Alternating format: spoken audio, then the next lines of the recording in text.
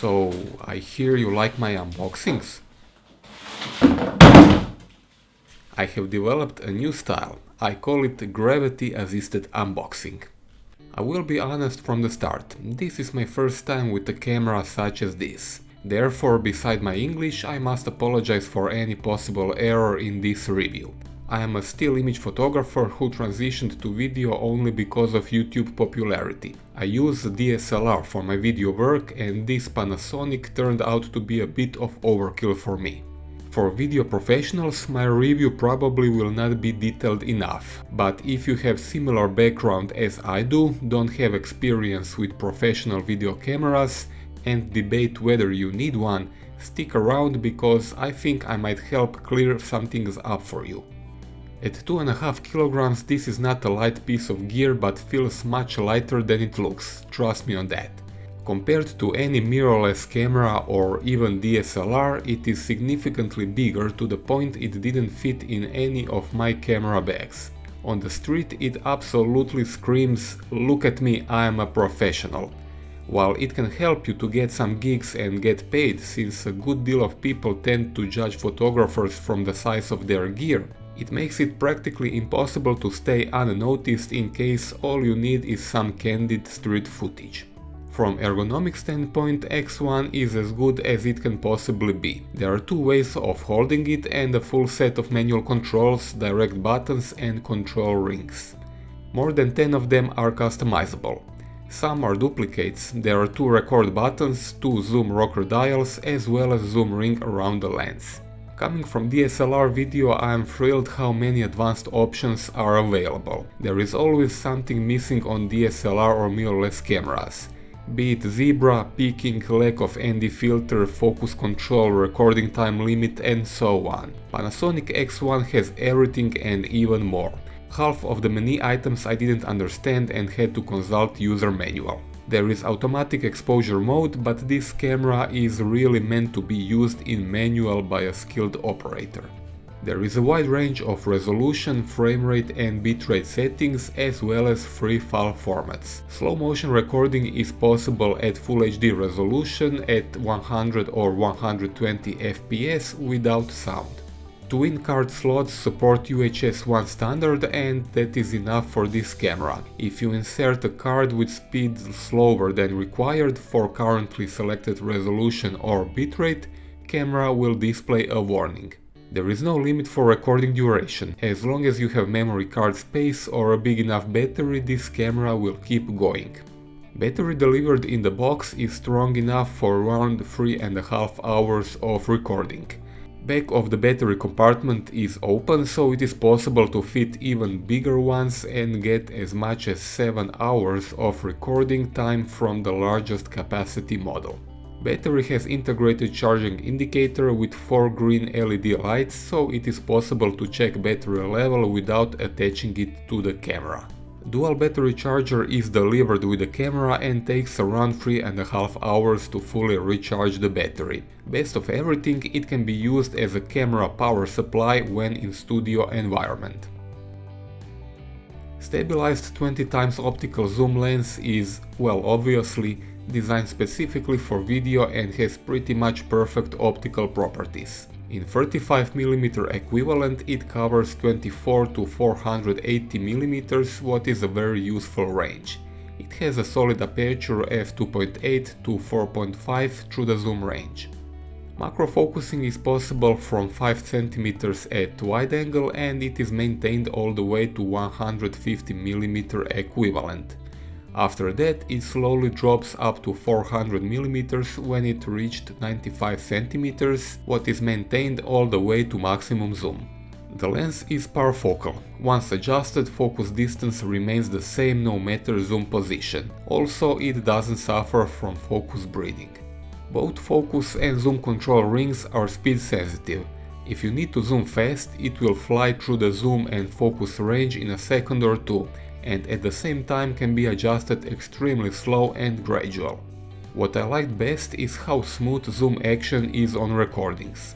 My previous experience with motorized zoom lenses on bridge or mirrorless cameras is that they shake the recording a bit when you start or stop zooming. Sometimes this can also be seen in the middle of zoom action, as the image will move a little, just like aeroplane dives when it passes through different air layers. I think you will know what I'm talking about.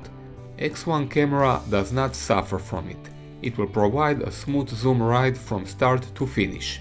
Once you notice these details is when you truly start to value this camera and realize why it costs as much as it does. It is possible to attach filters in standard 67mm diameter, and supplied lens hood has enough space to allow using the filter together with the hood. Even this lens protection mechanism can be used creatively as intro or outro scene for a video. It takes a bit of practice though. Chromatic aberrations are sometimes visible when zoomed in, but this is as much criticism as I have to say about this lens. Everything else is pretty much perfect, from sharpness to flare resistance and lack of vignetting. Zebra is built in as well as peaking. Focus magnification can be used only before recording.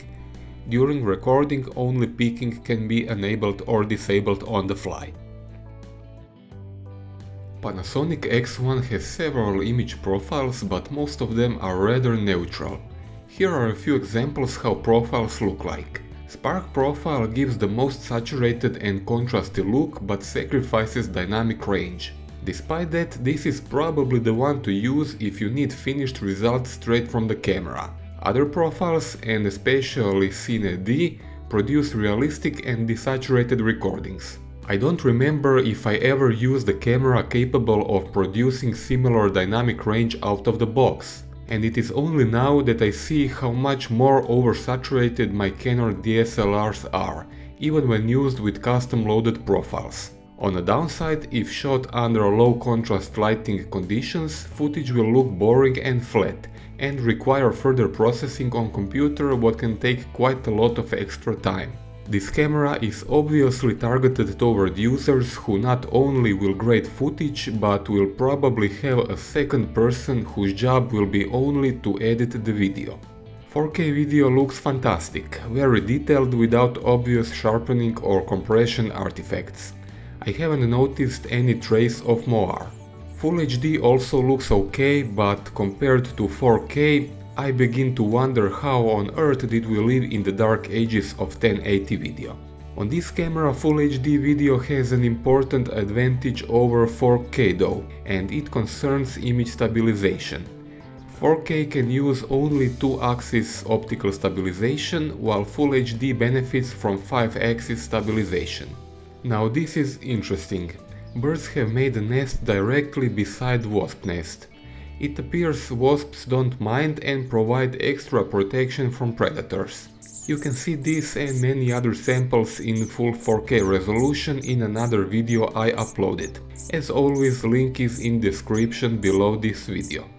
It is possible to record in extremely low light using night shot feature when the camera records in infrared wavelengths. What you see right now is comparison of highest visible light gain versus infrared. Difference is obvious. Camera also had problems focusing in visible light, but focused without issues in infrared. This is a perfect feature for wildlife. Autofocus works smooth and for the most part is spot on. It is not the fastest out there. For example, Sony Alpha 6300 focuses faster, but for most occasions a bit slower focus will look more natural, especially paired with a lens that does not suffer from focus breathing, as is the case with one in Panasonic X1. Slow motion recording is available at 100 or 120 fps at full HD resolution. Rolling shutter is very low no matter how fast I try to spin the camera. 3.5-inch articulated LCD has a neat protection system. It simply slides all the way in top part of the camera. Touch control is not ideal. It appears to use old-fashioned resistive technology which requires you to physically push the LCD. A bit strange to use since all of us nowadays are used to capacitive touch screens. Visibility is generally okay, but for my taste lacks better anti-reflective layer. Still, in strong light most users will rather use articulated electronic viewfinder, which is really nice. It uses OLED technology and has 2.3 million dots. Pretty much all connectors are available: 2 XLR audio inputs, HDMI, USB 3.0, RCA connectors, monitor headphones output, and so on. Audio section has separate controls for each channel and 48-volt phantom power if needed. For conclusion, I can say I am properly impressed with this camera. Ergonomics, features, lens quality and overall video quality are pretty much perfect. I see it as an almost ideal one-device solution for many applications, be it YouTube, corporate use, weddings or documentaries which do not need to have broadcast TV quality. You get everything you need straight out of the box, except tripod of course, and you can avoid all of the troubles that plague DSLR or mirrorless still image camera users. Ergonomics, lens choice, lack of video features or connectors, battery life, recording limits or average autofocus performance. On the downside, this camera is fairly big, at least for my taste. Take that in mind if you intend to buy one. It will also require a skilled operator to get most out of it. That's it. If you like my review, subscribe, and if you want to support my channel, you can buy stuff from Amazon using my affiliate links in description of the video. You will not pay any more than otherwise, but Amazon will pay me a small commission for every item sold. Thanks for watching.